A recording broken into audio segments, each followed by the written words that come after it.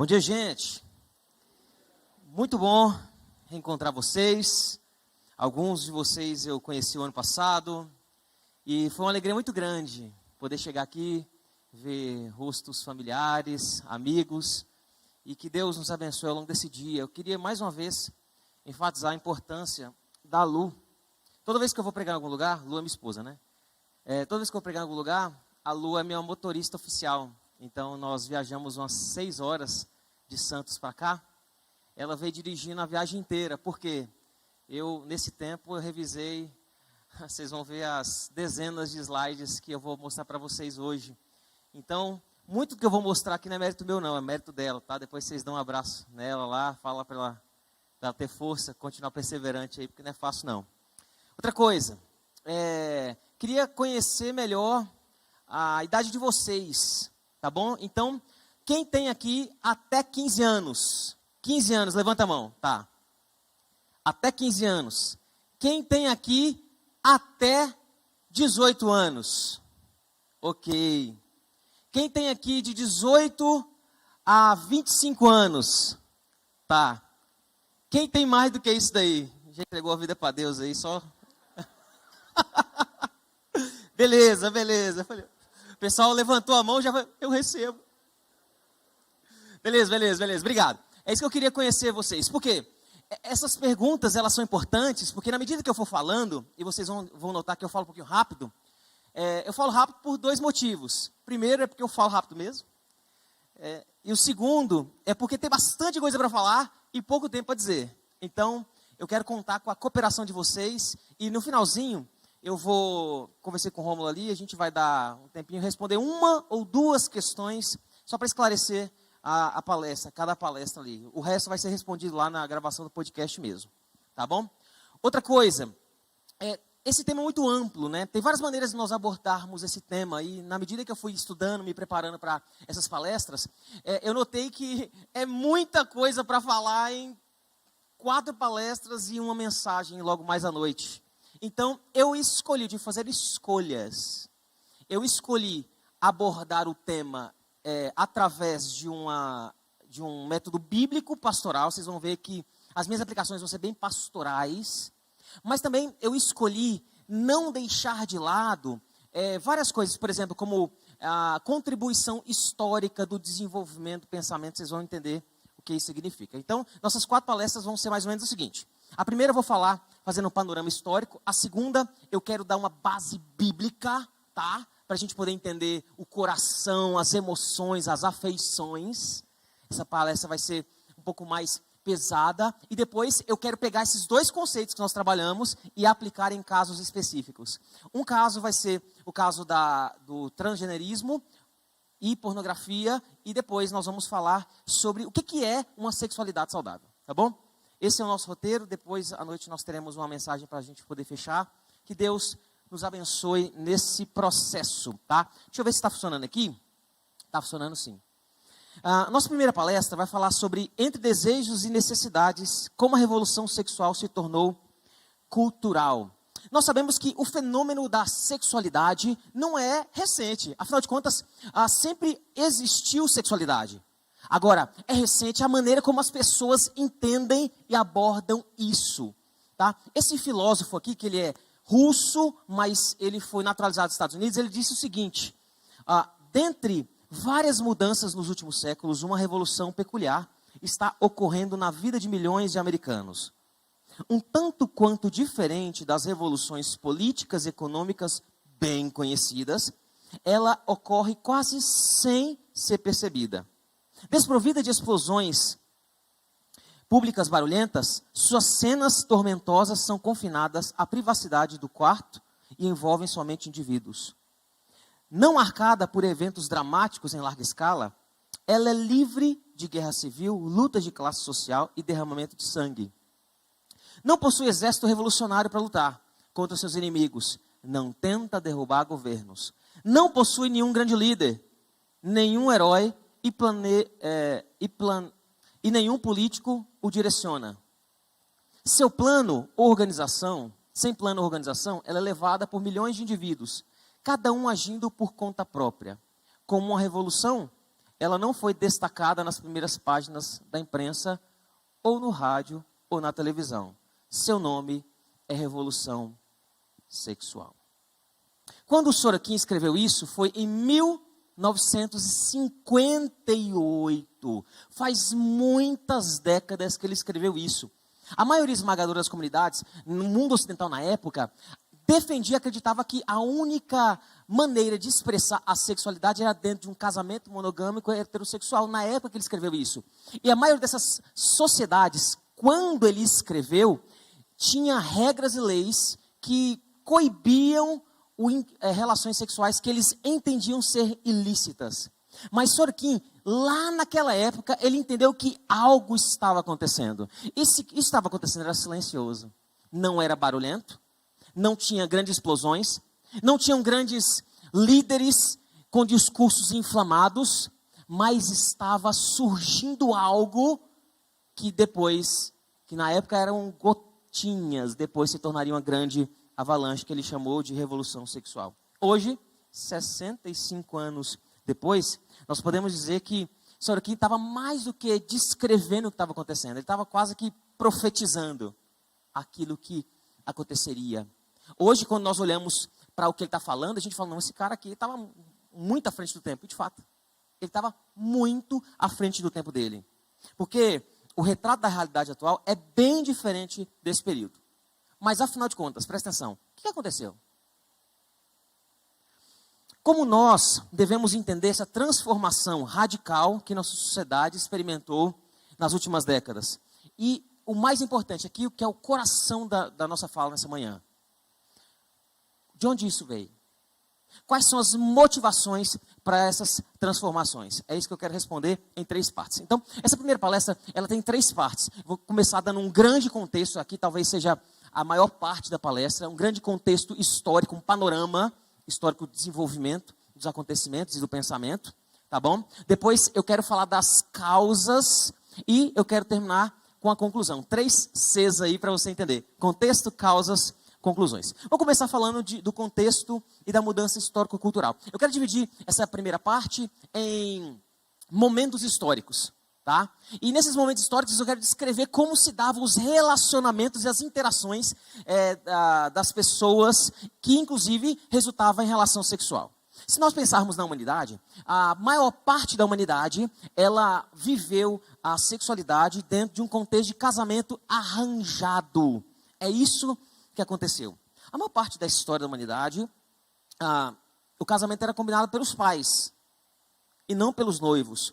O sexo era algo exclusivo dentro desse compromisso e os noivos se conheciam num dia. E há um relato bíblico que deixa isso claro, que descreve essa realidade dos pais combinando e os noivos se conhecendo no dia. É a história de Isaac e de Rebeca. Lá em Gênesis 24 está escrito, Abraão disse ao mais antigo servo da sua casa, que governava tudo o que possuía, põe a sua mão por debaixo da minha coxa, para que eu faça com que você jure pelo Senhor, Deus do céu e da terra, que você não buscará uma esposa para o meu filho, entre as filhas dos cananeus, por meio dos quais estou morando, mas que você irá à minha parentela, e ali buscará uma esposa para Isaac, meu filho. Então o que está acontecendo aqui? O servo mais antigo de uma casa era o servo mais importante. Sendo o servo mais importante, ele tinha as tarefas principais. Então o que Abraão está fazendo aqui? Ele está ficando velho, né? Ele já não está bem, e ele viu que Isaac estava solteirão. Ele pensou assim, vou arrumar alguém para fazer o quê? Para buscar a esposa para meu filho, porque ele está solteirão aí ainda, eu já estou velho, e esse cara vai estar encarregado de buscar. Então o que o servo fez? Ele foi lá para a terra da parentela de Abraão. Lembre-se que Abraão saiu da sua casa, da sua parentela e foi para longe. E o que Abraão não queria? Eu não quero uma esposa para Isaac no meio desse povo que eu estou, não. Eu quero uma esposa para Isaac lá da minha parentela. Então o servo foi lá, encontrou Rebeca, e quando Rebeca está voltando, olha o que acontece, de longe Rebeca levantou os olhos, vendo Isaac, desceu do camelo e perguntou ao servo, quem é aquele homem que vem pelo campo ao nosso encontro? Porque pensa, Isaac sabia que o servo tinha ido buscar a esposa. Quando Isaac vê o servo voltando, o Isaac, está chegando. E Rebeca, quando vê o homem de longe lá, ela, quem que é aquele cara lá? que está vindo no nosso encontro. Aí o servo diz, é o meu senhor. Rebeca entende o recado. O que ela faz? Ela pegou o véu e se cobriu. O servo contou a Isaque todas as coisas que havia feito. Isaque a conduziu até a tenda de Sara, mãe dele, e tomou Rebeca, e esta se tornou a mulher dele. Então veja que eles se conheceram no dia. Quando ela viu ele de longe, ela se cobriu, porque o momento do casamento e a noite de núpcias, o contexto sexual era um momento de revelação. Aquilo que estava velado, coberto, ia ser descoberto. E aqui é um primeiro insight interessante.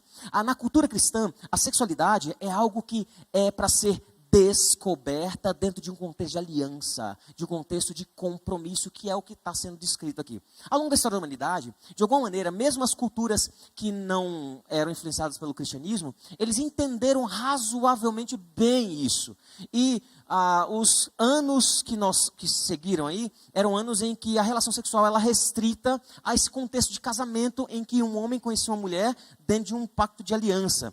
Isso pode parecer absurdo, né? Por exemplo, essa descrição em que os pais escolhem a esposa para os filhos, mas nessa época era o menor índice de divórcio da história da humanidade. Agora veja bem, isso não significa que tudo eram flores, porque nessa época foi o palco para muitos abusos, mas essa realidade estrutural não fazia parte da mentalidade das pessoas a ideia de se separar e de ter vários parceiros. Não fazia parte. Aí você pode argumentar comigo, mas tem a galera que tinha várias esposas, né? Tô ligado, pastor. Ligado. Mas, gente, deixa eu falar uma coisa para vocês. Isso era entendido em caráter de exceção e não regra. Isso é muito importante. Note que as pessoas que são descritas como tendo mais de uma esposa, normalmente estavam em um contexto diferente. Por exemplo, Abraão não estava dentro da sua parentela, dentro da sua casa. Ele estava vivendo entre os cananeus, um outro povo, que esse povo ele era poligâmico, tinha várias esposas. Abraão certamente foi indiretamente influenciado por esse tipo de mentalidade, e por isso que ele não viu tanto problema aceitar a serva da esposa dele. Está entendendo? Então, é sempre encarado como caráter de exceção. Inclusive, bigamia nas escrituras é descrito como algo pecaminoso. Quem foi o primeiro bígamo? Aquele que se casou 2 vezes. Ele foi descendente de Caim. Está lá em Gênesis 4. Ele foi descendente de Caim e ele teve 2 esposas. Então veja que da descendência amaldiçoada que vem essa ideia de que ter mais de uma esposa é ruim. Essa mentalidade, tá? De casamentos arranjados pelos pais, e essa estrutura durou até aproximadamente 1900 depois de Cristo. Então, presta atenção. O tempo antes de Cristo inteiro até 1900 depois de Cristo, os casamentos eles eram arranjados. Depois aconteceu uma grande revolução no pensamento da época, que é chamado de romantismo. Nessa época, o amor era só na conversa. Isso aí foi o século XIX e XX. O que estava na moda aí? Juras de amor eterno, longas conversas apaixonadas estavam em alta, porque era isso que eles tinham, né? Eles podiam fazer nada, nada além disso. Então, você pensa que você é bom no migué? Você está por fora. Esses caras aqui, eles eram bons, porque eles só tinham isso para fazer, tá entendendo? Eles eram bons, escreviam livros, inclusive escreviam poesias, etc. Além disso, era comum nessa época bailes, cafés, agremiações, cafeterias e piqueniques. E quem namorava não tinha privacidade. Nos romances ou novelas da época, a mulher é sempre uma heroína em busca de um grande amor. Isso aqui é muito importante para a gente. Porque na ideia do romantismo, a mulher é a heroína principal. Aí você fala, não. Mas não faz o menor sentido. Porque quem é aquele que batalha, que vai lá até a mulher, que conquista, não é o príncipe? Mas as histórias românticas, nas histórias românticas, na mentalidade romântica, o homem é apenas um agente que vai conquistar a principal da história, a protagonista, que é a mulher. Vocês querem um exemplo? Qual que é uma das histórias principais que foram influenciadas pelo romantismo? Branca de Neve e 7 Anões. O pessoal fala, nossa, porque tem um príncipe lá, né? Mas quem que é a heroína? Branca de Neve. Nos romances, as mulheres é que são heroínas. Isso aqui é muito importante. Por quê? A mulher, dentro da mentalidade romântica, ela é sempre vista como algo inatingível. Os homens escrevem poesia, escrevem livros, fazem serenata, fazem tudo para tentar, talvez, alcançar esse objetivo, ou conquistar essa amada. E isso aqui nos influencia até hoje. Por quê? Porque o romantismo influencia a maneira como nós entendemos expressão de carinho ou afeto. Preste atenção nisso. Muitas mulheres hoje cobram romantismo dos seus namorados ou maridos sem entender o que está por detrás disso. Porque às vezes o que ela quer não é expressão de carinho necessariamente, ela quer adoração. Porque o romantismo era isso, era adoração ao feminino, aos atributos femininos. E aí, quando o cara não endeusa a mulher, ela se sente não valorizada. Olha o quanto isso é perigoso. Porque muitas da vontade de algumas mulheres hoje, elas são comparadas nas escrituras não como expressão de carinho e valor, mas como idolatria. É uma adoração. Olha como isso é perigoso. Mas era o pensamento que era vigente nessa época, que era no século XIX. Uma figura comum nessa época era a figura da alcoviteira, né? A alcoviteira era um rapaz que queria um encontro, ele nunca podia chegar direto na mulher. Jamais. Um cara chegar direto na menina, não é cara corajoso não. Esse cara aí é um insolente.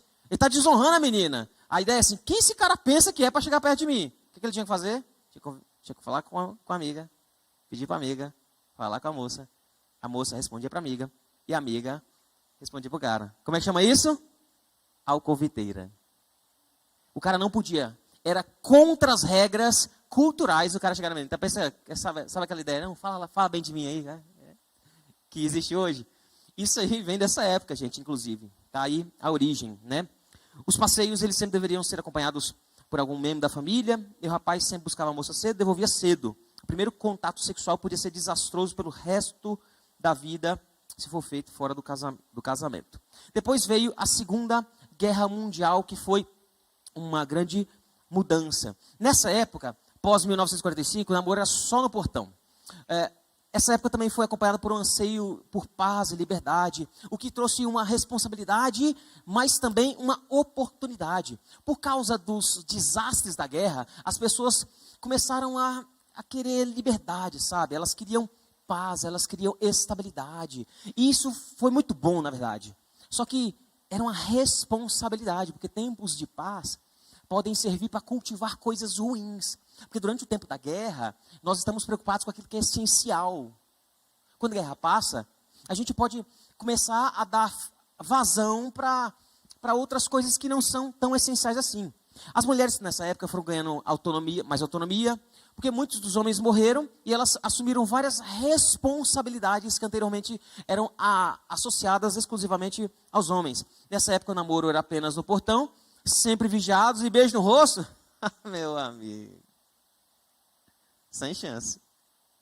Beijo no rosto era algo que não dava. Pegar na mão, olhe lá se você for muito corajoso, tá? Os namoros eram curtos, quase sempre rendiam em casamentos. E terminar o namoro era desonroso para a moça. Olha que interessante isso. Era muito comum, nessa época, caras que começavam a namorar com a moça e terminavam, o pai ia lá e matava o cara. Você pensa que está difícil hoje. Por que que dá? Por que que ia lá e matava o cara? Porque é o seguinte, pensa comigo. O cara pensava assim, por que minha filha, por que você não quer minha filha? Por que minha filha não é boa o suficiente? Lembra, ideia romântica. A ideia romântica, a moça é a heroína. O cara terminar com a moça, significa que aquela moça não é a heroína. Não é a principal. Não é a mais valorizada. Então significa que se o cara terminou com a minha filha, ele desonrou ela, porque ela é heroína assim, então vou lá e mato você.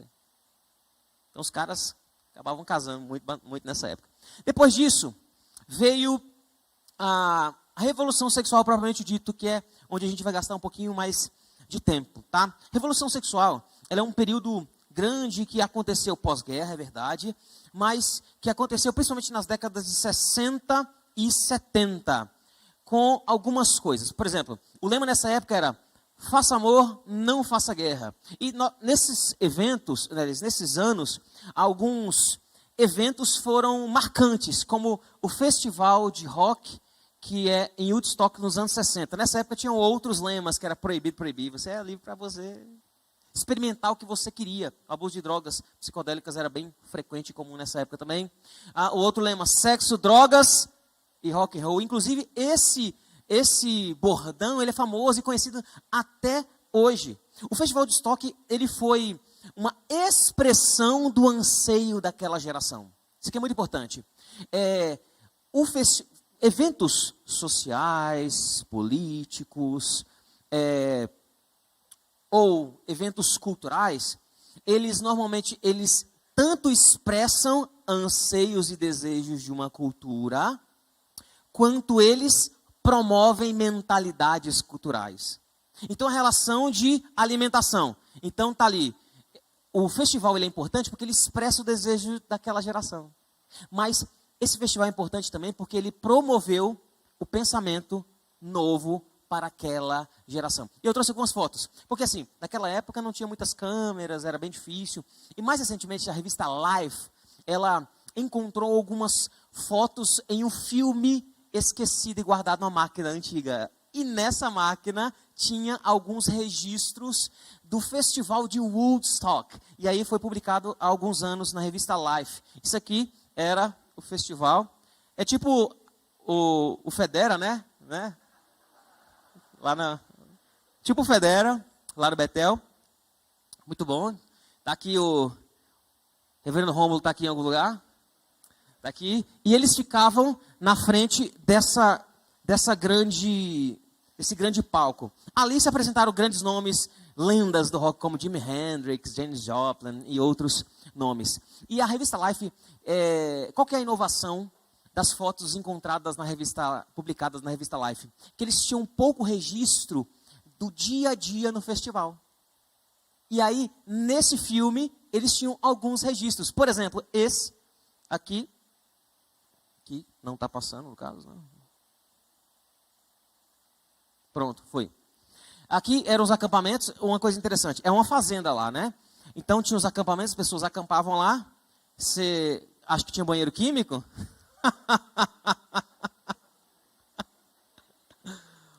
Banho! Banho, que é isso, cara? Não tem banho não. Eles acampavam, o festival durou uma semana aproximadamente. E aí, isso aqui eram os intervalos, as barracas, o pessoal tocando violão. Aqui não tem droga não, com certeza. Só acampamento da igreja, tá? Isso aqui é acampamento da igreja. Isso aqui é a galera do louvor, ó.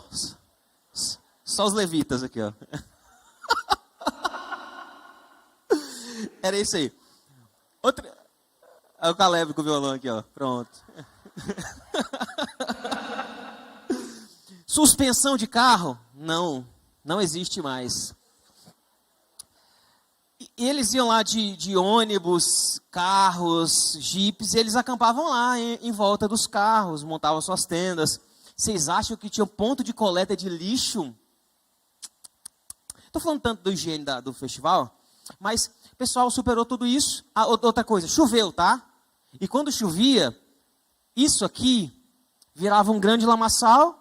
Inclusive esse cara, note, está sem sapato, é meia, isso. Eles pisavam aí, viviam aí esses dias, e era tudo maravilhoso. Por que isso é importante? Porque esse festival, ele difundiu 2 tipos de ideias que se tornaram padrão na mentalidade da revolução sexual. Quais ideias? A ideia de que eles deveriam romper com os padrões da sociedade vigente, que eram padrões da família, para viver, sim, em comunidade. Inclusive, nessa época, era a época do movimento hippie, eles tinham que viver em comunidade, mas uma comunidade livre de responsabilidade. O que aconteceu? Esses jovens que moravam em algumas pequenas comunidades rurais, eles passaram a procurar grandes centros urbanos. E isso aqui é muito importante para a ideia de sexo livre. Por quê? Presta atenção nisso. A urbanização, ela é necessária para o desenvolvimento da liberdade sexual como nós entendemos hoje. Por quê? É em grandes comunidades urbanas que nós temos o anonimato. Pense nas cidades pequenas de antigamente, os centros rurais. Todo mundo conhecia todo mundo. E conhecia não apenas você. Conhecia seu pai, sua mãe, os pais dos seus pais e os pais dos seus pais. Tinha como você fazer o que você queria? Sabe por quê? O senso comunitário era muito forte. Se você fosse fazer algo errado, não apenas os seus pais iam chamar a sua atenção, mas a comunidade se sentia responsável por você. Opa, calma, não faz isso não. Então, era praticamente impossível a pessoa viver uma sexualidade do jeito que ela queria dentro desse tipo de comunidade. Mas dentro dos centros urbanos, você é um participante de uma massa cinzenta, sem rosto e sem nome. Mas é o ambiente perfeito para o cultivo de uma liberdade sem responsabilidade. Afinal de contas, você pode conhecer uma pessoa numa noite e nunca mais voltar a vê-la estando na mesma cidade. E centros urbanos, eles passaram a cultivar algumas perversões sexuais que antes não eram vistas. Inclusive, o anonimato ele é tão importante para o tipo de expressão da sexualidade contemporânea, que é por isso que a internet é um grande mar de coisas estranhas. Porque a internet, as pessoas elas podem se dar ao luxo de serem anônimas. Entendeu? Até hoje funciona da mesma maneira. Só que naquela época não tinha internet, né? Então, o que eles tinham? Tinham as grandes cidades, onde eles viviam lá e tentavam viver da maneira como eles queriam. Nos anos 70, lembra que anos 70 ainda é o berço da revolução sexual. Aconteceu algumas coisas muito importantes para o desenvolvimento da revolução sexual. Que é o desenvolvimento de tecnologia contraceptiva. Foi nos anos 70 que foi inventado o primeiro preservativo, que na época era feito com tripa de porco. Isso mesmo. E nos anos 70 também nasceu a pílula anticoncepcional. E veja, eu não estou dizendo que usar métodos contraceptivos, isso é do demônio, é errado, nada disso. Desde que não sejam abortivos, né? Obviamente, métodos contraceptivos. Mas eu estou dizendo que até esse momento, a relação sexual tinha uma espécie de freio.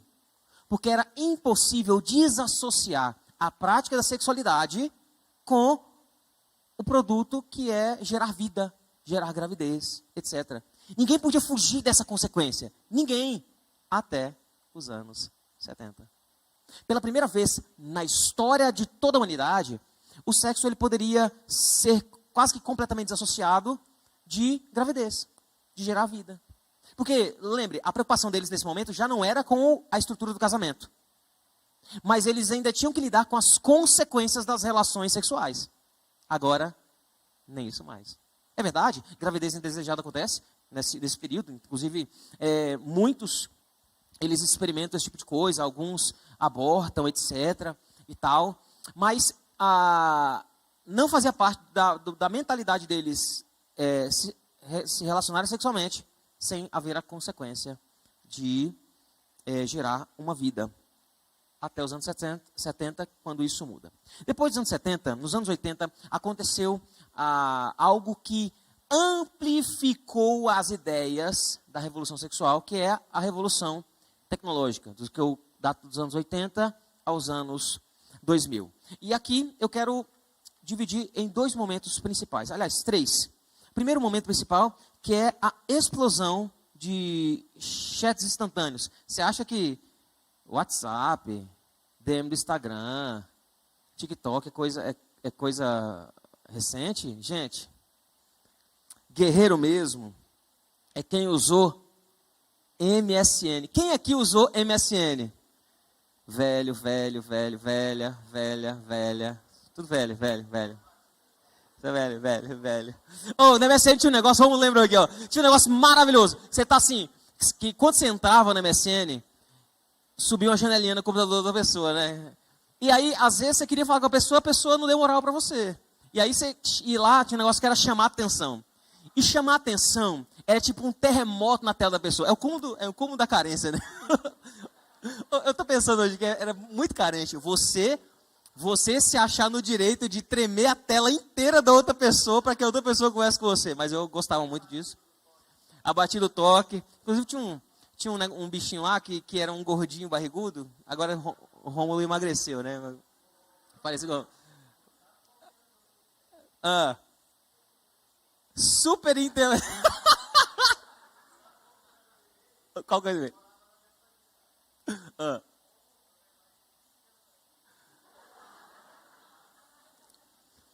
Você viu por que essa geração não deu certo, né? Era difícil. Mas deixa eu falar assim, MSN já é recente. Porque vocês sabem qual foi o primeiro chat instantâneo que se popularizou? É um cara que chama IRC, que é Internet Relay Chat, que é o primeiro mensageiro popularizado, que é o avô do MSN, tá? Depois, o MSN foi surgir só em 1995. E nessa época começou a aparecer muitos namoros e sexo virtual. Até então não era possível, mas com os chats era possível sim. E essa época foram influenciadas por algumas tendências relacionadas à moda, à música. Inclusive, uma das coisas que a MSN fazia era mostrar aquilo que você estava ouvindo na hora que você estava com ele online. E aí o pessoal que usou, tá aqui, ó, saudades. Mas era isso mesmo. E você acabava promovendo, né? Porque você vendo o que as pessoas estavam ouvindo, você ia ouvir também. Mas você também acabava se reunindo com aquelas pessoas que tinham gosto parecido com você. E nessa época se difundia um conceito que era muito comum nos anos 2000, que era o conceito de tribos. Quem é que é crente velho? Já ouviu falar de tribos urbanas? E aí, nessa época, teve congresso de tribos urbanas. Teve conferência missionária para tribos urbanas. Por quê? Lembre-se que na época dos anos 60 e 70, houve uma grande mudança das pessoas, em que elas iam dos centros, aliás, das comunidades rurais para os centros urbanos. Só que nesses centros urbanos, elas passaram a se reunir em torno de interesses. Nasciam as tribos. As tribos eram pessoas, comunidades, que podiam ser geográficas, podiam morar perto, mas normalmente não, mas que se reuniam e conviviam com frequência, porque elas tinham interesses em comum. E algumas tribos eram comuns nessa época. Vocês já ouviram falar da tribo dos emos? Né? Antes da tribo dos emos, a dos roqueiros. E por que eu estou falando em tribo? Porque nessa época aqui, para você ser roqueiro, você tinha que seguir um padrão. Tinha um protocolo. Roupa preta, né? Trevosa, uma pulseira de couro assim com os espinhos, lápis em volta do olho e odiar emo. Porque isso todo mundo fazia. Emo tinha os protocolos também. Como é que os emos tinham que ter franjinha? Tinha as bandas dos emos. E aqui uma coisa interessante sobre as tribos. Tribos sempre tinham o seu código de vestimenta, tinham o seu vocabulário próprio, tinham suas liturgias culturais e tinham suas trilhas sonoras. Essa característica da tribo é isso. Porém, o conceito de tribo não se aplica mais a hoje, porque hoje você pode ser roqueiro sem se vestir como roqueiro, sem escutar apenas rock. Hoje você pode escutar rock, pop, trap. Inclusive tem vídeo no YouTube que fala assim: lancei um trap no louvor, veja no que deu. Está entendendo? Hoje é difícil você se identificar com a comunidade, e presta atenção, dificultando o seu conceito de identidade. As tribos, elas funcionavam de duas maneiras. Elas tinham seus códigos, né, como eu já falei, e isso facilitava a identificação de quem era quem. Mas também, o segundo efeito, facilitava para você se identificar como alguém dentro daquela comunidade. Havendo essa dissolução do conceito de tribo, todo mundo se torna massa cinzenta. Por que as pessoas querem seguidores hoje? Na verdade, elas estão lutando não por relevância, elas estão lutando por existência. Porque ter seguidor significa uma espécie de destaque, de descolamento dessa massa cinzenta, sem rosto, sem nome. Vai dizer que você é alguém. Nessa época ninguém estava preocupado com isso. Estava preocupado em pertencer à comunidade, escutar uns rock. Tinha a tribo dos evangélicos, claro. Inclusive, a tribo dos evangélicos, nessa época, a maioria das igrejas falava assim, olha, ouvir música que não é crente é do diabo. É por isso que eles começaram a produzir, não posso ouvir música que não é cristã? Então a gente tem que produzir umas coisas cristãs, porque tinha uns caras que queriam ouvir rock, né? Aí não podia. Aí então tinha que fazer rock cristão. Aí pode. E olha lá, porque dependendo da igreja não podia também. Aí os caras queriam ouvir rap, mas não pode. Aí faziam rap cristão. Mas eu sou interessado em moda, pastor. Mas não pode, é do demônio. Aí a gente começa a ter moda evangélica, que é a coisa mais brega do mundo. Meu Deus do céu. Mas isso é outra palestra, tá bom? Isso tudo acontece nessa época, entre os anos 80 e os anos 2000. A partir dos anos 2000, a era dos chats instantâneos deu origem à era das redes sociais. Meu passador está falhando. Deixa eu ver aqui. Pronto, voltou. A era das redes sociais. Essa era, entre os anos 2000 e os anos 2010, é a era do beijar, transar e vazar. É a popularização de várias práticas da década passada, porque já havia relacionamentos vazios, mas agora é esperado que sejam vazios. Antes, o relacionamento vazio era uma consequência de como as pessoas se relacionavam. Agora, é esperado. As pessoas se surpreendem com histórias de fidelidade. Antes, não. Antes, as pessoas, não. História de fidelidade, o que mais tem? As pessoas se surpreendiam com histórias de libertinagem. Mas na nossa geração, a partir dos anos 2000 até 2010 ali, mudou bastante. As redes sociais também foram palcos para namoros virtuais, pessoas possuírem vários parceiros, veio a internet rápida, o uso dos smartphones, facilitando o acesso a nudes, vídeos e pornografia. Né? Essa é a realidade. O que nós vemos com o passar do tempo, é importante dizer, é uma mudança na mentalidade que afetou os relacionamentos. Para alguns, o compromisso não existe na nossa geração, né? Para outros, a ideia de compromisso é romantizada. Por isso que eu tenho dificuldade com essas páginas de relacionamento cristão que tem no Instagram. Porque eles colocam uma foto da era vitoriana, de uma mulher com vestido rodado, um cara de terno e gravata, com a boina. Eu tomei raiva de boina só por causa disso. Se você usa boina, tudo bem, tá? Mas tomei raiva. E aí, você lá e eu tô brincando. E aí, eles começam a ter uma ideia sobre relacionamento que não é compatível com a realidade. E aí eles colocam nomes nas páginas como assim, feminilidade, puritana, reformada, atual. Que tem que fazer uma ponte. E aí eles difundem muito mais estereótipos de gerações passadas do que noções bíblicas acerca do que é o homem, do que é a mulher, do que são os relacionamentos. Porque nós temos essa grande dicotomia, presta atenção. Nós temos a dicotomia, ou seja, essa separação entre gente desesperançosa acerca dos relacionamentos e gente, por outro lado, que idealizadora dos relacionamentos, inclusive da sexualidade. E tanto a desesperança quanto a idealização esvazia o significado tanto dos relacionamentos quanto da sexualidade. Porque aqueles que esvaziam, eles fazem o que querem sem critério nenhum. E por causa disso, eles não se satisfazem. Se por outro lado, aqueles que idealizam, eles estabelecem padrões que não são compatíveis com as escrituras, mas com arranjos culturais que não existem mais. E por causa disso, o que acontece? Eles não conseguem aquilo que almejam e não se satisfazem. Percebe o que está acontecendo? Isso nós temos que tomar cuidado. Quando nós vamos falar de masculinidade, feminilidade, sexualidade, a gente tem que tomar cuidado por nós estamos promovendo princípios bíblicos, nós estamos promovendo padrões culturais. A gente tem que tomar esse cuidado aí, tá? Nessa década aí, o conceito bíblico de família, homem e mulher, foi diretamente afetado e é a maior taxa de divórcios da história da humanidade. E, consequentemente, nós temos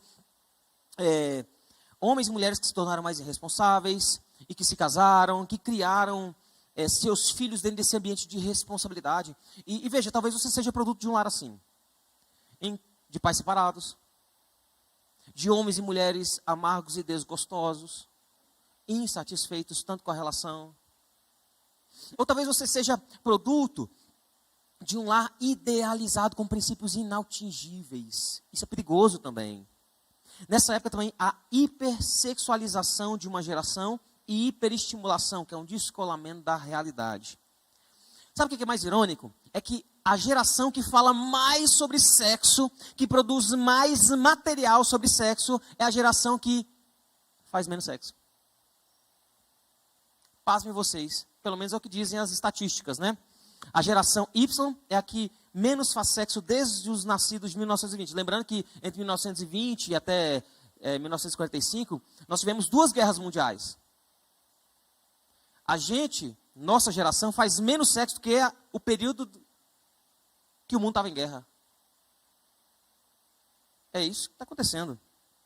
Pesquisa americana diz que aplicativos de namoro e maior aceitação para a relação antes do casamento não influenciaram em maior atividade sexual. Na verdade, influenciaram negativamente. Olha o que diz aqui. As conexões virtuais não são atalhos para conexões carnais entre jovens. Aqui, conexões carnais aqui, no caso, é sexo, né? Ao menos é o que diz um estudo realizado pela Universidade Atlântica da Flórida e publicado na revista Archives of Sexual Behavior. Segundo o estudo, a chamada geração Y, que é nascida na década de 1990, faz menos sexo do que a maioria das gerações anteriores, alcançando uma taxa mais alta somente que a geração nascida na década de 1920. Nós falamos muito, pensamos muito, ouvimos muito, vemos muito sobre sexo. Mas essa geração faz muito pouco. De 2010 para cá, houve uma enfática mudança de comunidades tribais para expressões individuais. Tem uma mudança aqui, tá? Eu não acredito que nós estejamos mais na época das redes sociais. Eu acredito que nós estejamos na era das mídias sociais. As redes sociais serviam para conectar tribos. As mídias sociais não conectam pessoas distantes, mas servem de expressão individual. Na época das redes sociais, você tinha comunidades, grupos, e você vivia ali com seus pares. Na época das mídias sociais, você está atrás de curtidas, seguidores e de relevância, por assim dizer. Na época das redes sociais, ainda tinha um foco na comunidade. Na época das mídias sociais, o foco é no eu.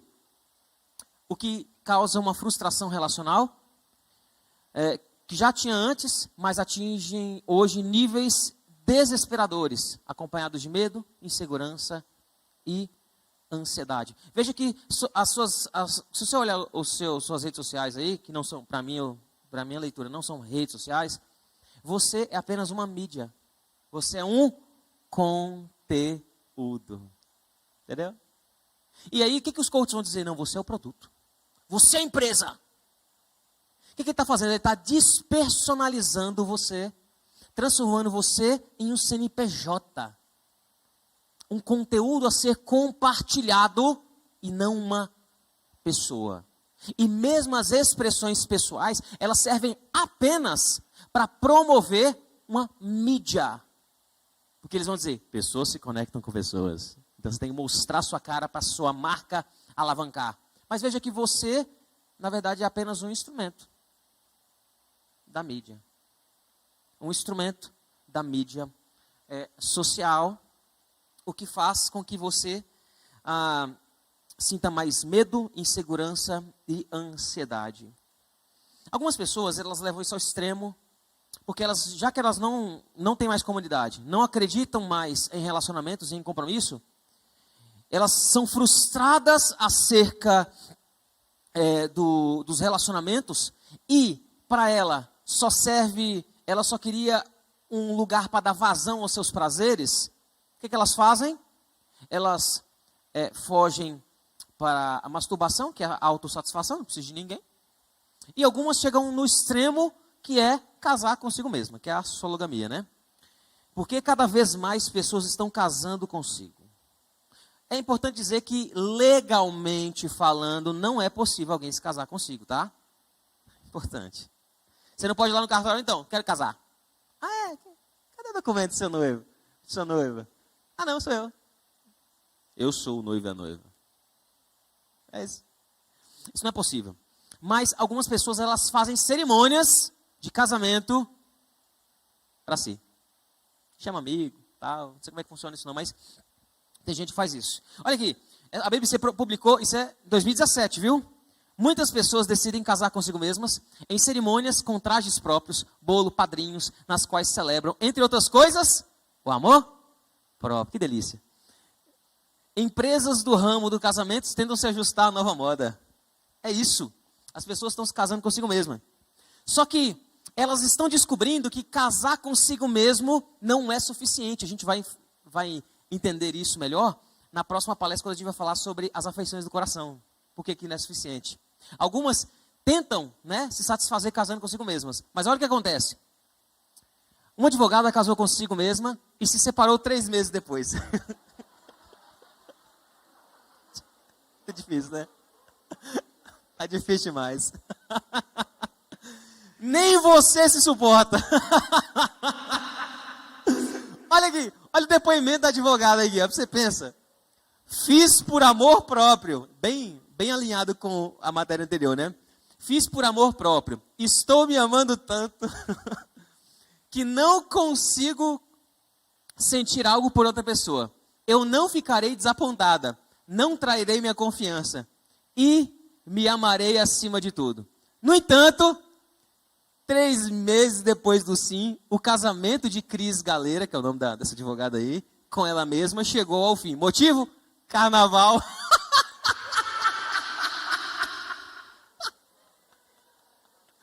Ah, muito bom.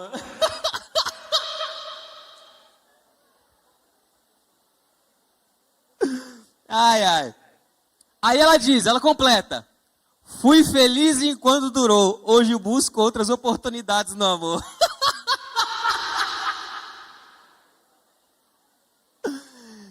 Gente, o que está acontecendo aqui? Essas mudanças na mentalidade que afetam a sexualidade, elas estão criando pessoas ficcionadas pela sexualidade, pelo sexo, que fazem pouco sexo, mas que não suportam as pessoas. O problema é que sexualidade sempre foi uma expressão não pessoal, mas uma expressão relacional. Nunca é expressão pessoal. Por isso que quem casa consigo mesmo vai se separar. Porque é insuficiente. Sabe por que é insuficiente? O próprio Deus, lá no Jardim do Éden, não tinha nem pecado. Olhou para o homem e falou, não é bom que o homem esteja... Entendeu? E por só, aqui não estou falando que não é bom que o homem não esteja casado. Ali não é bom que o homem esteja só, apenas.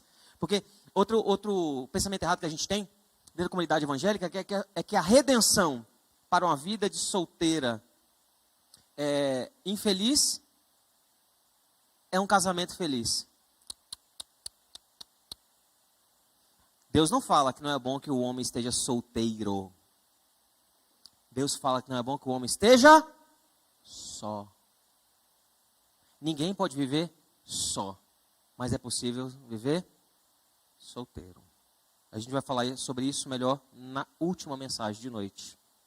Tá bom? Mas é importante fazer essa distinção. Tem uma feminista chamada Lillian Rubin, que ela foi uma grande promotora da mentalidade da revolução sexual. E anos depois das décadas de 60, 70, ela publicou um livro chamado Guerra Erótica, ou Erotic Wars. Olha o que ela diz desse livro. Isso aqui ela publicou em torno dos anos 2000. Programas de entrevista na TV exibem isso. Na arena pública, o sexo clama a nós em cada esquina.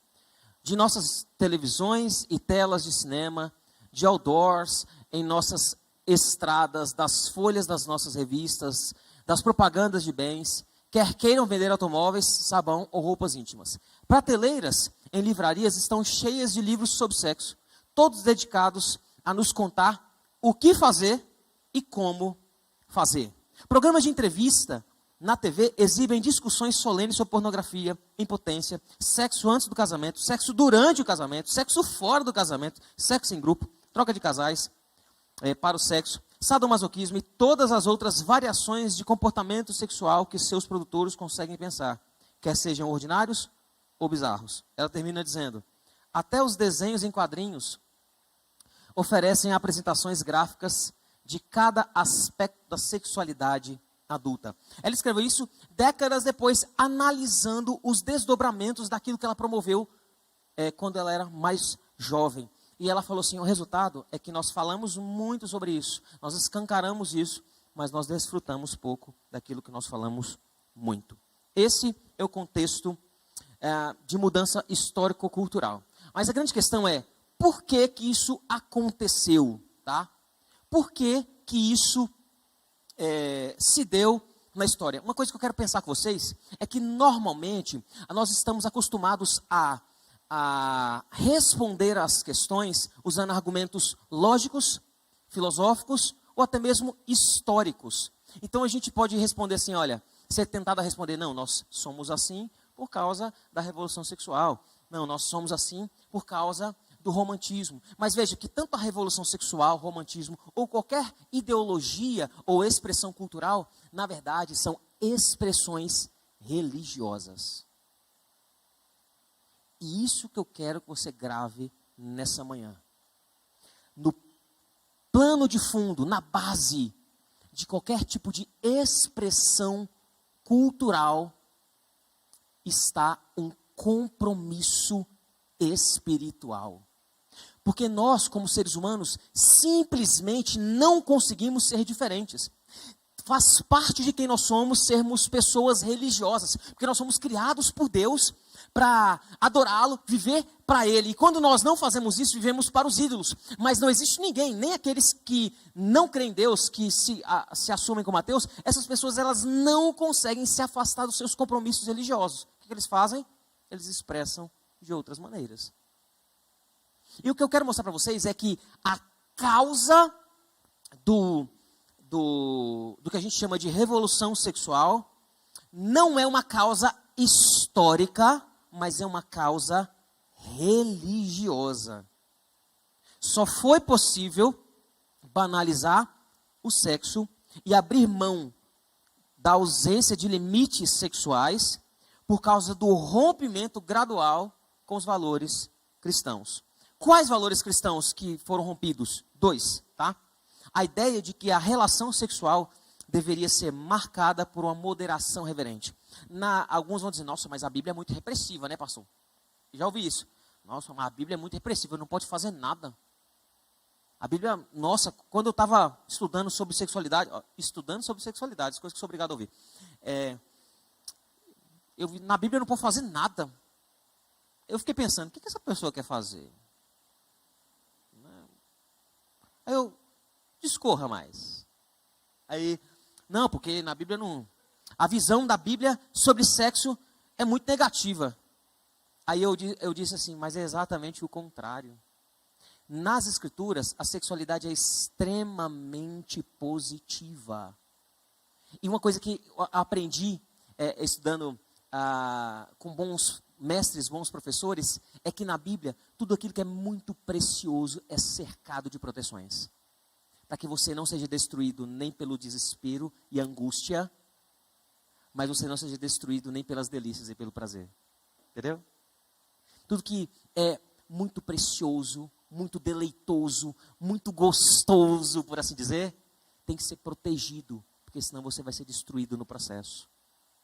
Drogas, quem usa vai dizer, é muito gostoso, pastor. Por isso que vicia. E obviamente tem aspectos biológicos nisso também, né?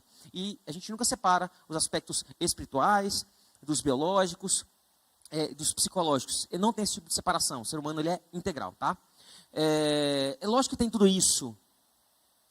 Mas exatamente porque os prazeres, eles são algo que Deus criou, é que ele resolveu proteger.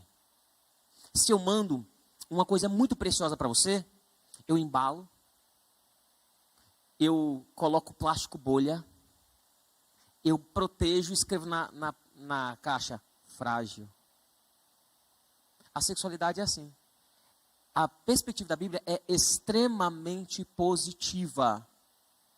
Lá na igreja que eu pastorei, tem uma classe que chama Classe Família Redimida. Que eu dou 13 lições para eles. A lição, vocês imaginam, uma das lições que mais bomba é a lição sobre sexualidade, né? A sala lota, que eles recebem o cronograma antes, a sala lota, gente que não está matriculado na sala, quer participar e tudo mais. Mas uma das coisas que eu explico para eles é o seguinte, que a ideia que a gente pensa das escrituras é que as escrituras promovem um sexo sem graça e sem deleite, quando na verdade a Bíblia promove as relações sexuais dentro do contexto de aliança, entendeu? É o seguinte, se por um lado, antes do contexto de aliança do casamento, não é permitido fazer sexo, agora dentro do contexto da aliança do casamento, não é apenas permitido, mas é obrigatório. É. Por quê? Por causa da visão positiva acerca da sexualidade. E é triste pensar, mas para alguns de vocês eu falo assim, não, mas agora é obrigatório, eu não vou fazer. Sabe por quê? Porque o nosso coração é orgulhoso. Se fora da aliança do casamento não pode fazer, o seu impulso é desafiar para querer fazer. Mas dentro do casamento, Deus ordena que seja um deleite. O seu impulso, ironicamente, é não desfrutar disso, é não fazer. Sabe por que eu estou falando isso? Porque a realidade da maioria dos casais que eu atendo no meu gabinete, depois que tem essa aula. Porque o seu problema não é com a sexualidade. O seu problema é um problema do coração. O seu problema é com orgulho. O seu problema não é com o seu desejo. O seu problema é com a rebeldia. Você é impelido a desejar aquilo que você não pode, dentro do momento atual, entendeu? Isso é muito triste para nós. E é isso que eu quero mostrar para vocês, tá? Outra coisa, eu falei que houve um rompimento gradual com os valores cristãos. Eu falei que dois. O primeiro é a ideia de relação sexual deveria ser marcada por uma moderação reverente. E o segundo é que o casamento heterossexual e monogâmico é a regra que Deus estabeleceu. Deus protegeu a relação sexual dessa maneira, tá? Qualquer pessoa afirma que revolução sexual foi uma mudança de mentalidade, negando a fé cristã. As pessoas podem dizer o seguinte, coisas parecidas com isso, tá? Abandonaram a religião e por isso as coisas ficaram assim. E elas não estão erradas. Mas isso qualquer pessoa afirma. Inclusive gente que não é crente vai dizer que não, a revolução sexual só foi possível acontecer por causa do abandono da fé cristã, dos valores cristãos, etc. Né? Mas o que nós não estamos acostumados a pensar é que a revolução sexual não é o resultado do abandono da religião, mas a troca da religião cristã por outra religião. Preste atenção nisso. Não foi um abandono da estrutura religiosa cristã, ou de qualquer estrutura religiosa. Foi a troca da religião cristã por outra religião. E qual religião é essa que está no plano de fundo da mentalidade sexual atual? Eu estou aqui com alguns pensadores, eu vou citar eles um pouco mais à frente, mas eles vão dizer que essa nova religião, que é a base religiosa do pensamento sexual contemporâneo, é o que é chamado de neopaganismo. O que é o neopaganismo? Eu trouxe um quadro comparativo aqui para vocês, tá? Comparando cristianismo, neopaganismo e os resultados na sexualidade contemporânea para tentar organizar isso na cabeça de vocês, tá bom? Então é o seguinte, o cristianismo, ele afirma que Deus, ele é absoluto, mas também pessoal. Deus, ele é poderoso, absoluto, grande, mas ele também é uma pessoa. E por ser pessoa, ele serve como padrão e estabelece limites relacionais. Qual que é o padrão de relacionamento? Não é você, não é o que você sente. O padrão de relacionamento é Deus. Porque Deus, ele é pessoal e relacional. É isso que vai dizer o cristianismo.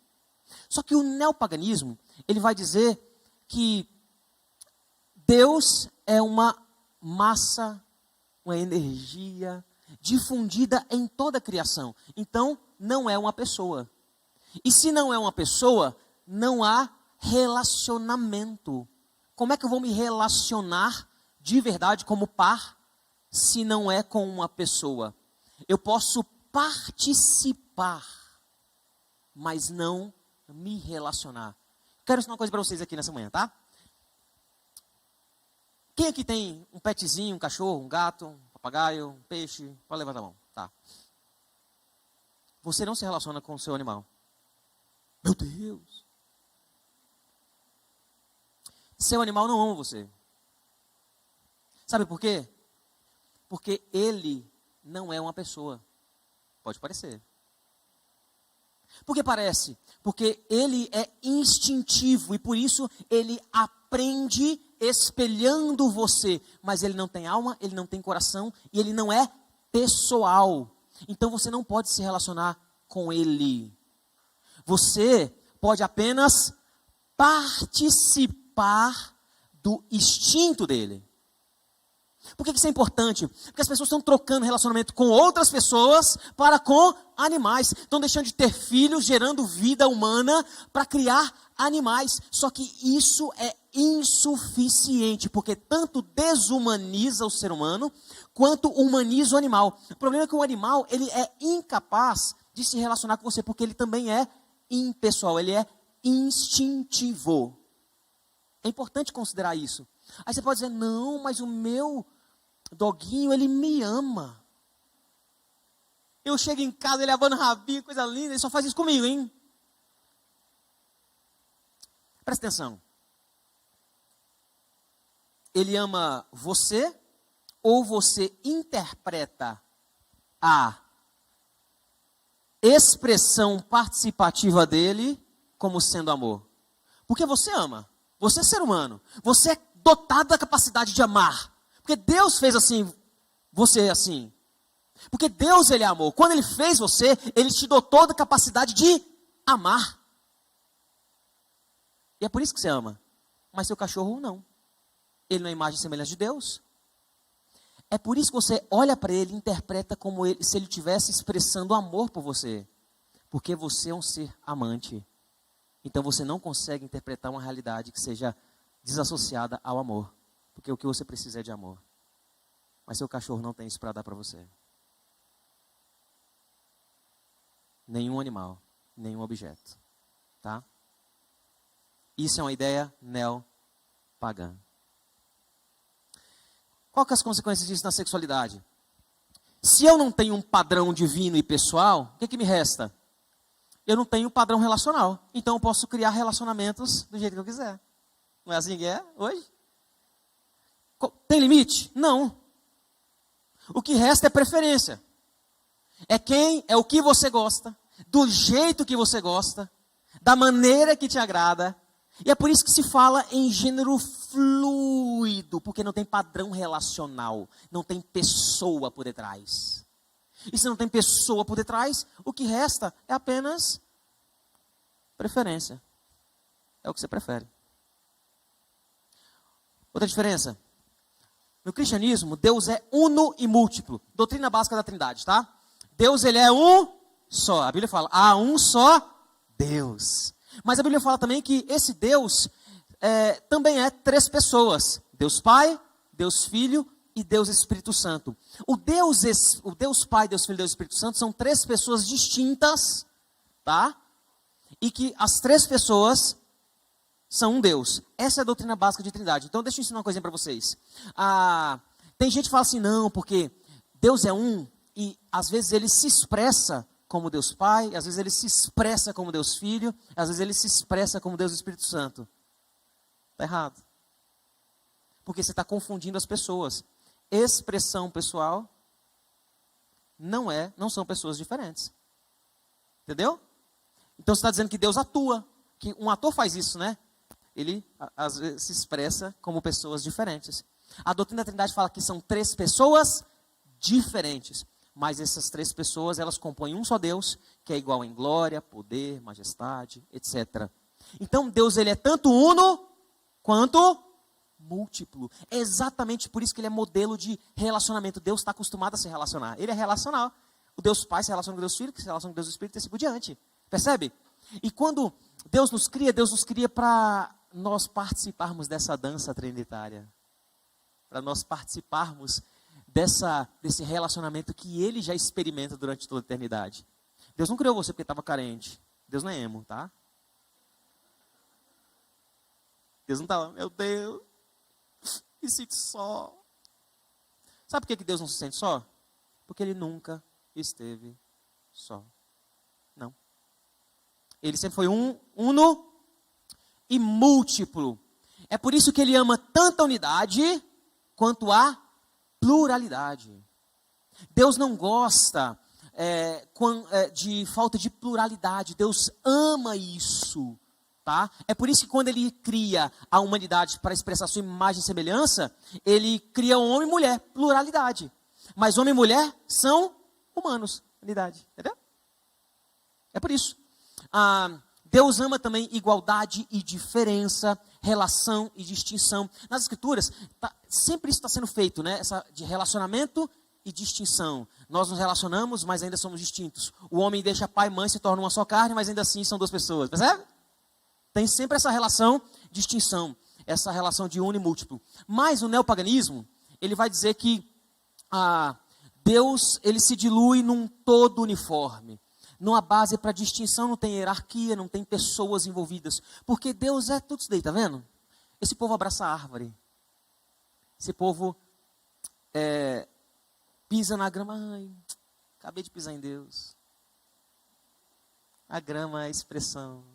A grama é... A diferença. A Bíblia fala que os céus declaram a glória de Deus. A Bíblia não fala que os céus são Deus. Entendeu? Para o neopaganismo, o céu, eles não declaram, ele é Deus, tá? E como isso afeta a nossa sexualidade? Se eu não tenho referencial, eu não tenho distinção pessoal, nem de homem, de mulher, não tenho uno e múltiplo, né? E eu não tenho o conceito de complementaridade, porque nas Escrituras, o homem e mulher, esse uno, unidade humana, mas múltiplo, macho e fêmea, eles trazem a ideia de complementaridade. A ideia de que eles assumem papéis distintos, complementares, mas expressam a mesma natureza humana. Mas, se eu não tenho isso, uno e múltiplo, o que me resta?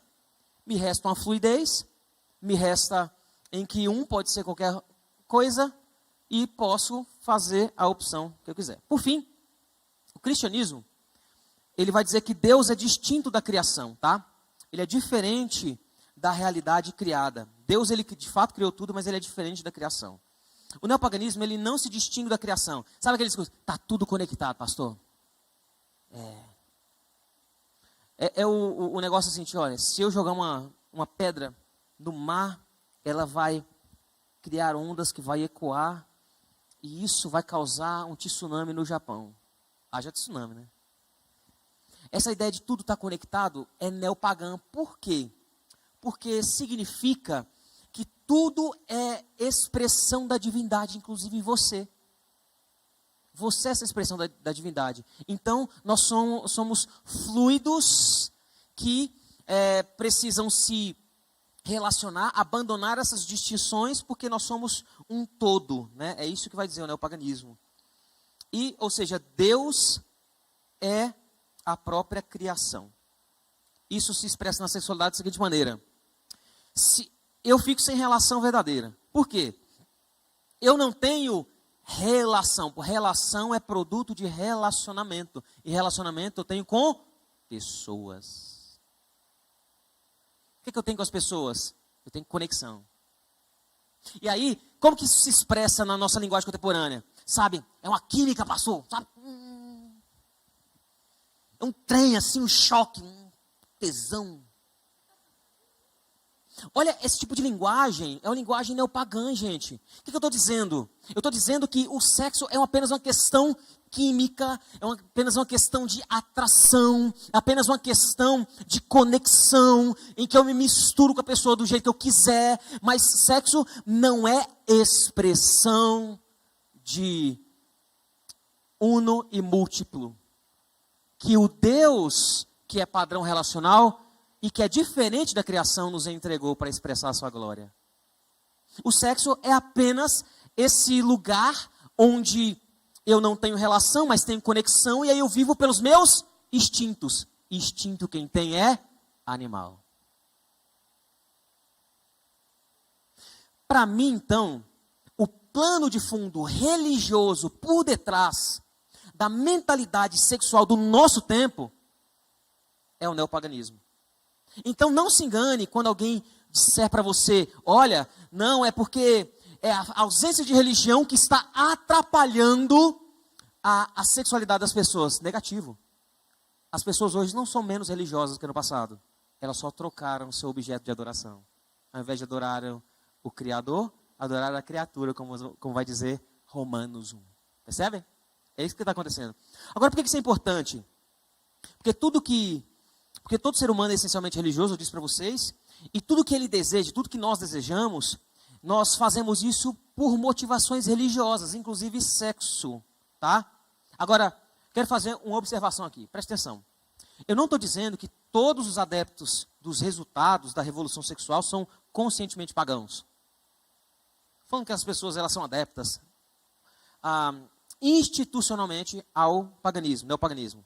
Eu estou dizendo que há mais do que uma causa social, histórica e cultural por detrás dessa nova moralidade sexual.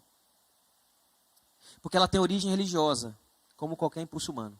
Ou seja, presta atenção, na nossa batalha contra a imoralidade sexual contemporânea, estamos enfrentando mais do que uma ideia ou comportamento. Estamos enfrentando uma outra religião.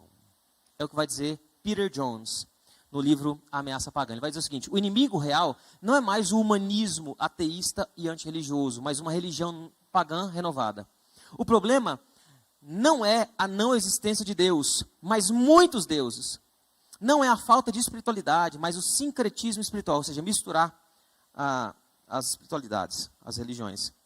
Poucos dos que condenam a dissolução da sociedade vem a ameaça religiosa da nova espiritualidade. Está dizendo assim, a maioria das pessoas não percebe que por detrás do dissolvimento da nossa sociedade, não é que as pessoas estão abandonando a religião, é que as pessoas são tão religiosas quanto antes, só que elas só trocaram a religião. É isso que ele está dizendo. Escondido sobre uma roupagem de liberdade, da tolerância, está o esqueleto do humanismo pagão, que é aquilo que eu expliquei para vocês. Então, as causas são imateriais e religiosas. Mas eu quero concluir fazendo algumas aplicações, tá? O que a gente faz diante desse quadro histórico da realidade espiritual? Tem esperança? Até gente descrente que no passado promoveram revolução sexual estão esperançosos. Tem dois caras, um é o Peter Colley e o outro é David Horowitz. Eles nos anos 70, eles foram editores de uma revista que propagava as ideias da revolução sexual, da liberdade sexual, tá? E aí, o que eles fizeram? No ano de 2005, eles publicaram um livro analisando os efeitos da revolução sexual. Olha o que eles disseram.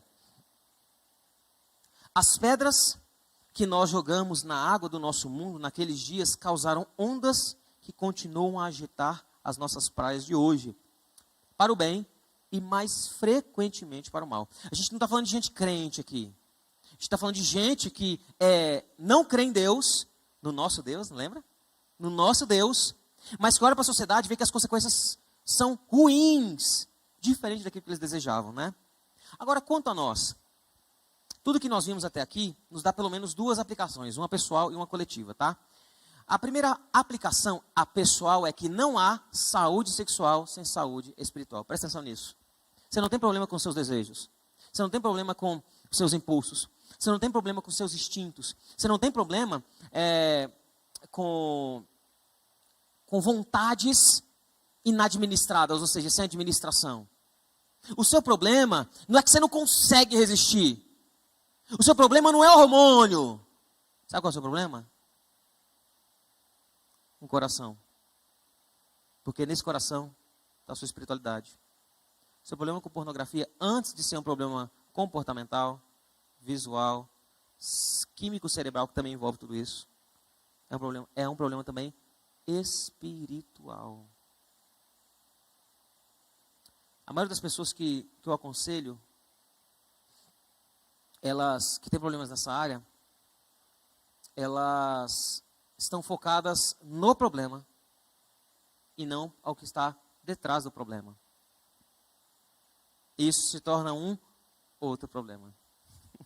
Ironicamente. Olha o quanto isso é perigoso. Por que a gente fica mais preocupado com o sintoma do que com a doença? E aí, a gente é levado a outro problema. Ainda que você consiga lidar com o sintoma, a doença continua lá. E ela vai sempre voltar a dar as caras. Às vezes com sintomas diferentes, mas é a mesma doença. Tá? Não há saúde sexual sem saúde espiritual. Sua sexualidade não é construída historicamente ou socialmente. Também não é reflexo daquilo que você sente. Sua sexualidade é uma expressão da sua espiritualidade. Por trás de um tipo de visão sobre sexualidade, há uma compreensão sobre espiritualidade. Isso significa que na nossa vida pessoal, distorções na sexualidade são distorções na espiritualidade, no nosso relacionamento com Deus. Essa é a primeira aplicação pessoal. Segunda aplicação coletiva, comunitária. Essa aplicação vai dizer que nós não podemos deixar de usar as armas espirituais. E nós vamos ver mais para frente que eu não estou dizendo que a sexualidade não engloba aspectos físico-químicos, psicológicos, etc. Tá? Nós vamos ver isso. Mas estou dizendo que às vezes a gente pensa que é só isso. Mas não é. Durante muito tempo, a igreja brasileira experimentou um cristianismo muito introspectivo. Ou seja, muito apegado à vida devocional e pouco apegado ao serviço a Deus no mundo como expressão da sua bondade. O pessoal vivia muito nos guetos evangélicos e se envolvia pouco nas suas comunidades, na cultura, etc. De um tempo para cá as coisas mudaram. Olha, mudaram como? Estamos falando mais sobre engajamento cultural e transformação social. Estamos falando mais sobre defesa da fé e debate público. Estamos falando mais sobre ocupar lugares estratégicos e influenciarmos a sociedade. Vocês devem ter ouvido tudo isso já, né? Influenciar a sociedade, ocupar espaços. E tudo isso é bom, gente. E realmente precisamos disso, mas não apenas disso.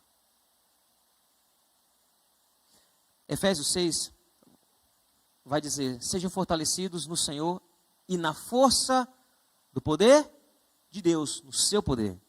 Porque a nossa luta não é contra o sangue e a carne, mas contra os principados e as potestades, contra os dominadores desse mundo tenebroso, contra as forças espirituais do mal nas regiões celestiais. Nossa batalha não é intelectual. A nossa batalha é espiritual, tá? Se nós entrarmos na batalha cultural, achamos que ela é apenas intelectual, nós já entraremos derrotados. Em batalhas espirituais, o que funciona são armas espirituais, as armas que Deus oferece. E quanto a isso, eu tenho uma boa notícia para você. Se você chegou nessa conferência com problemas na área da sua sexualidade, com perguntas a serem feitas, com desafios, tanto pessoais como comunitários, então isso é uma boa notícia. Sabe por quê? Porque se as armas forem psicológicas, se as armas forem culturais, se as armas forem pessoais, não tem esperança para você. Mas se as armas são espirituais, nós vamos na força do Senhor. Quero orar com você. Senhor, muito obrigado por essa primeira palestra. Pedimos que o Senhor continue derramando misericórdia sobre nós e nos nutrindo e ensinando no nome de Jesus. Visita os quartos escuros do nosso coração, os nossos temores e inseguranças.